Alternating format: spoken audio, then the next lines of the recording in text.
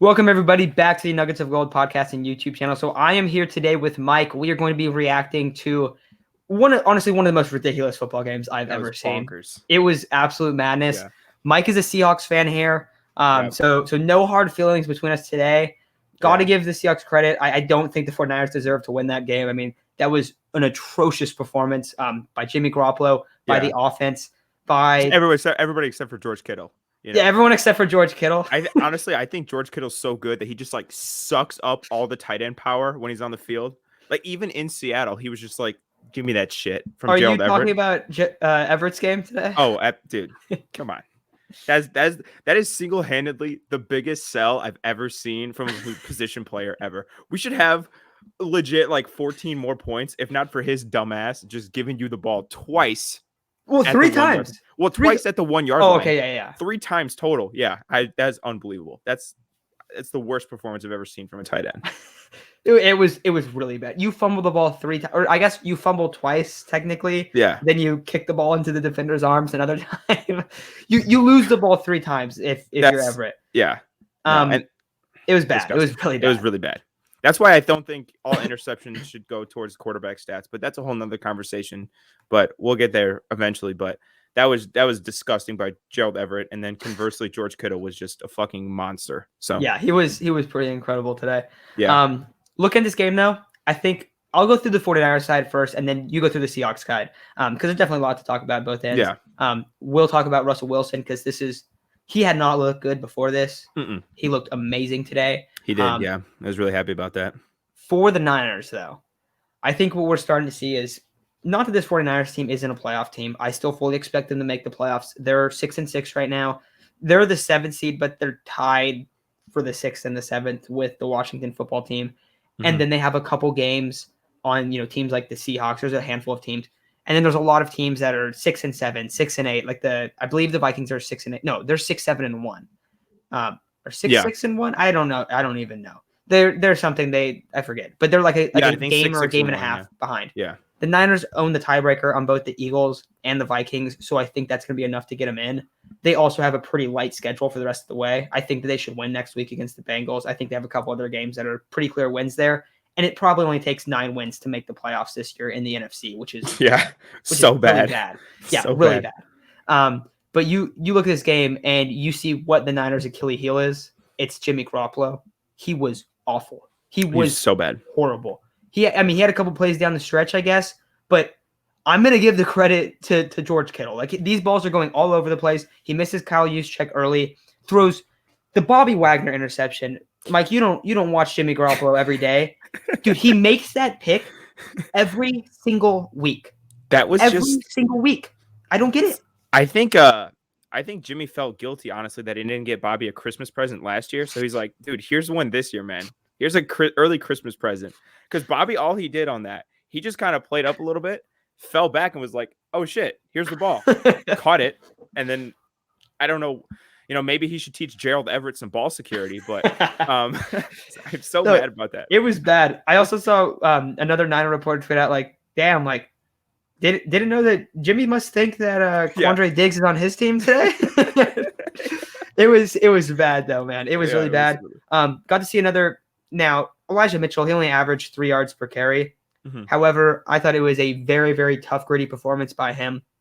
He's become instantly a fan favorite among a lot of people. Yeah. Loved him. Azeez Al-Shaair, DJ Jones, Arden Key, and then, of course, Nick Bosa. But those 3, they don't get enough credit. Azeez was an absolute animal today. Had half a sack. Had a fumble recovery or a forced fumble. I think he had the forced fumble at the one. Yeah, almost had a pick at the end of the game. Yes. And then he had 11 tackles. DJ Jones had 7 tackles and was an absolute menace today. So got to give a lot of credit to those guys. Armstead had some pressure inside too. When the Niners put Arden Key and Eric Armstead inside, it is so disgusting. It is so hard for teams to kind of deal with that. And they did have an injury, a big one. Emmanuel Mosley went down. And then you saw Deommodore Lenoir come in. He got kind of beat up early.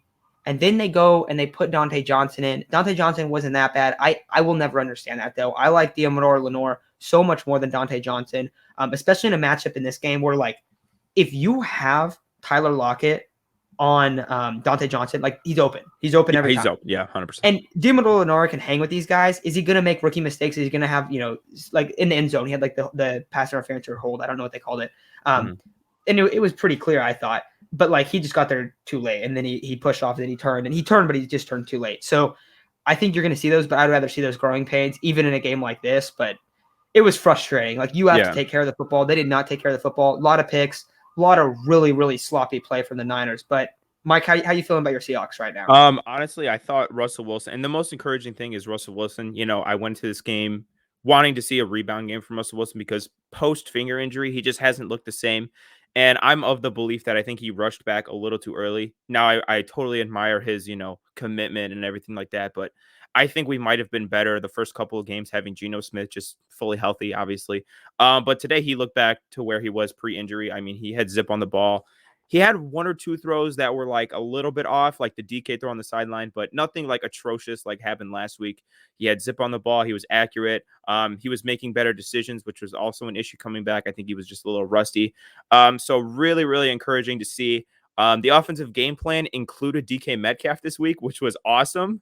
They didn't do that last week for some reason, but they distributed the ball well.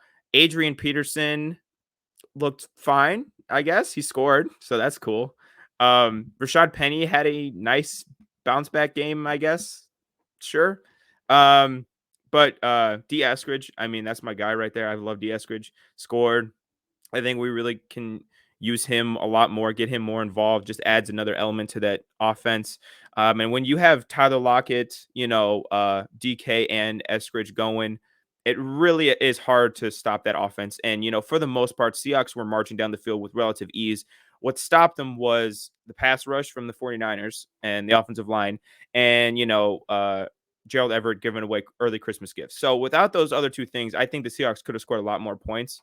But having had those mistakes and still score 30, I mean, that's very encouraging for me. And the Niners have a good defense, right? It's not like we're doing this against no scrub defense.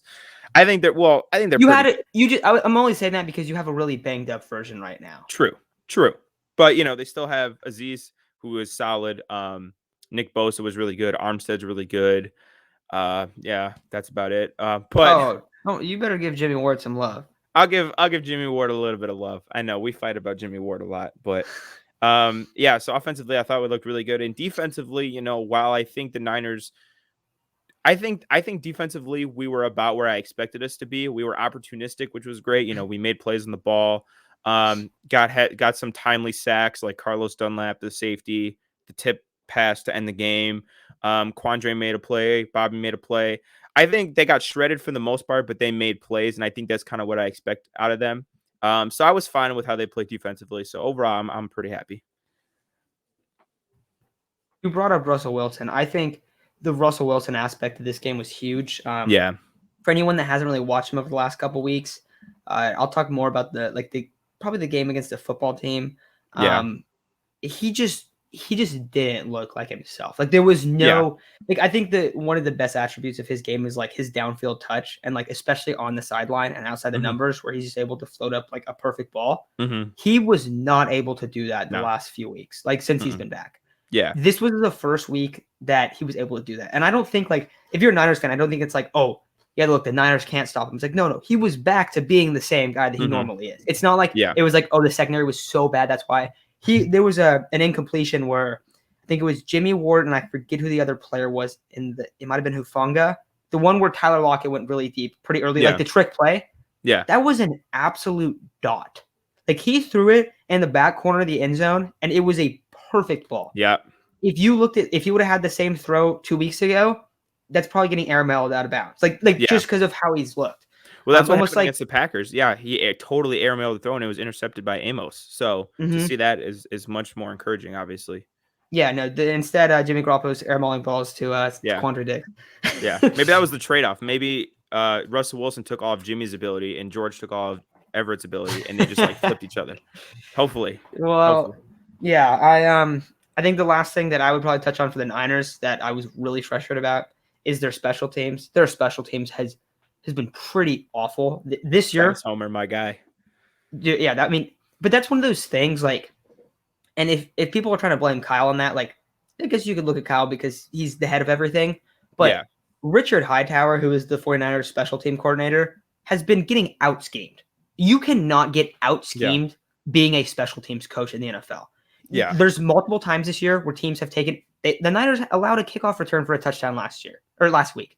Yeah. They allowed the fake punt this week. They had a fumble because why is Travis Benjamin returning kicks after Trent Cannon? I don't know.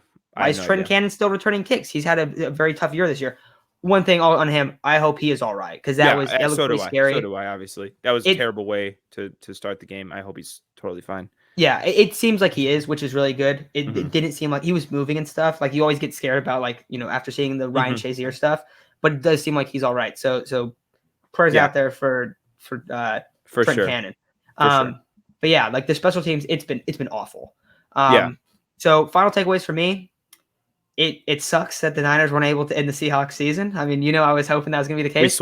We swept them again, boys. Let's go. I have never said that. I never thought like this game was gonna be like the Niners go in there and like definitely win. Like we talked about it, me and Aiden. We're like, look, like this can easily be one of those games where it's like, oh God, here comes 49ers Seahawks, the most ridiculous game there is. And of course, what we saw today was nothing short of that. Very entertaining. Even though it sucks to lose this one, it was a very entertaining, very fun thing. I expect the Niners, let's see who they got coming up. So they got the Bengals, the Falcons, the Titans, the Texans, the Rams. In the next 4 games of the year, I think they should win all of those games. And they should probably win out. They truthfully should probably win out. Are they going to? No, because they have games like this where Jimmy Garoppolo can't hit the side of a barn. Sorry, but like it's so frustrating. Yeah. I want to know, honestly, like, what did Trey Lance do to Kyle Shanahan? There's got to be okay, I've talked about this a lot because I was a big person on like you want to start him right away. It really seems like they're more focused, or Kyle and all the coaches, I guess, front office, everyone is more focused on, hey, we want to take the route of we want to give him a redshirt year to truly understand the checks and the stuff that you have to go through at the line of scrimmage. That is something I will give Jimmy Garoppolo a lot of credit at. He is great at calling defense and reading the defense before the play starts. Once the ball snapped, though, he takes a shit down his leg like every time, and that's just really frustrating to me. But like I think it's really to get him to understand that and get up to speed in terms of that. I would still probably lean. I would still want to see Trey Lance. Like I think anyone that when you have a guy that's clearly like going to take over, you want to see that guy. But I truthfully believe that has everything to do with Trey Lance's development.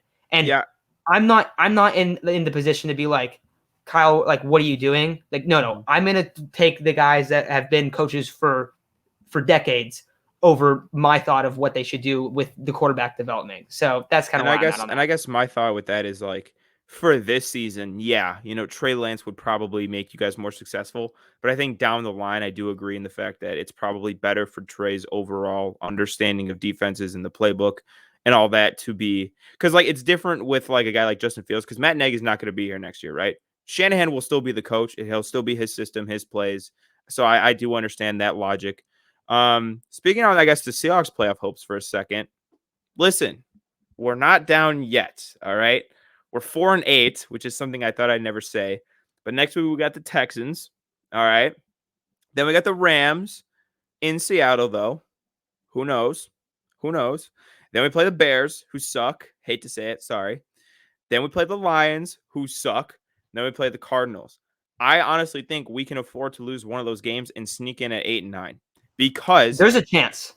Because if we beat a team like the Niners, we have the tiebreaker on the Niners. We have 2 games on the Niners. Tiebreaker. The Bears could potentially be up there. Probably not.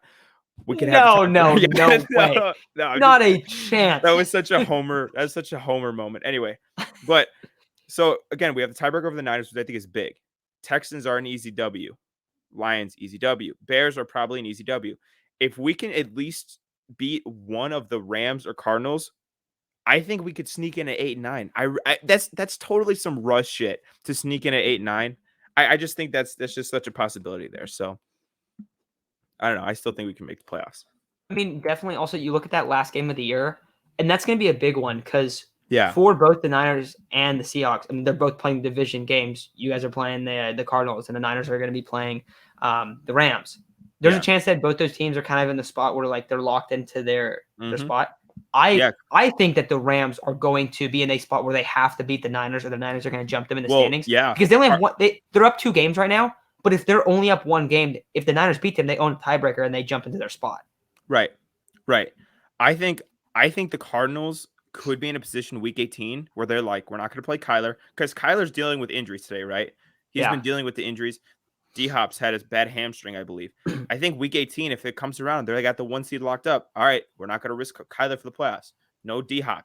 And that could really open the door for the Seahawks to beat them. So very, very hopeful, and I'm giving myself false optimism. Inject that false optimism into my veins, Russell Wilson, please. Yeah, I think a lot of that will kind of be figured out. Maybe not completely figured out, but we'll get like a more clear sign of things, because if the Cardinals are in a spot where they're not playing for the division, or like to lose the division in that final week of the year, and they're not playing for seeding or anything, then you'll probably see them rest both Kyler and Nuck, because they've both been banged up. But the next week, the Rams and the Cardinals play. I think it's next week. Yeah. So that I think you'll kind of figure out a lot about that then. No, the Seahawks are 100% still alive. I mean, like you said, you could make the playoffs at 8 and 9.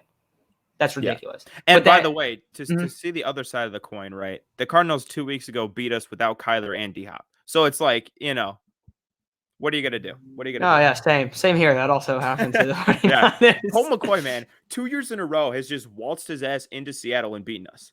Yeah. No, like, what's the deal? How? What's the deal with that? Yeah. I don't even know. But yeah. All right. Anything else you want to add here? The final thing I want to say, I'll let you go first. Anything you want to say? My final statement is death, taxes, and Russell Wilson beating the Niners. 3 guarantees in life. Yes, it's been rough. Yep. Final thing I'll say is on that 4th and 1, the Jimmy Garoppolo quarterback keeper.